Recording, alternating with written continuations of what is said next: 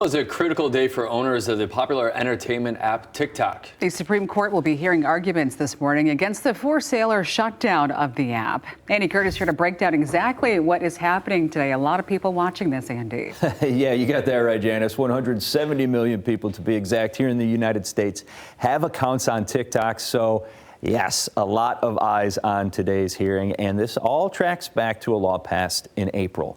The bipartisan law banned TikTok from operating here in the U.S., citing national security concerns, including ownership of U.S. user data. The law forces the app's parent company, ByteDance, to sell the app or shut down use here in the United States by Sunday, January 19th. Now, ByteDance has said that they will not sell and issued a lawsuit citing the First Amendment and freedom of speech protections. Now, the Supreme Court has historically deferred to the White House and Congress on national security measures.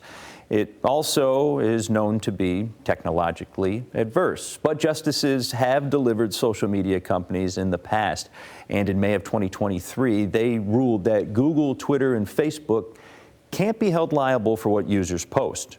That was in regards to terrorist attacks. Then last summer, they pushed efforts by Texas and Florida to limit how social media sites limit content back down to the lower courts. That lawsuit involved claims that the owners of the sites were left-leaning and were actually limiting conservative content. In an opinion signed by 5 justices, Justice Kagan said platforms deserve protection from government's intrusion in determining what to include or exclude from their space. But the issue here is more focused on security.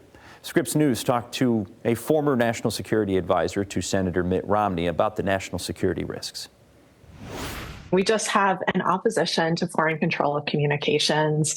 And with TikTok, that also has a lot of implications for permanent outside control of U.S. data. And the intel community has said that TikTok's actually taken action at the behest of the Chinese Communist Party to suppress and censor efforts abroad.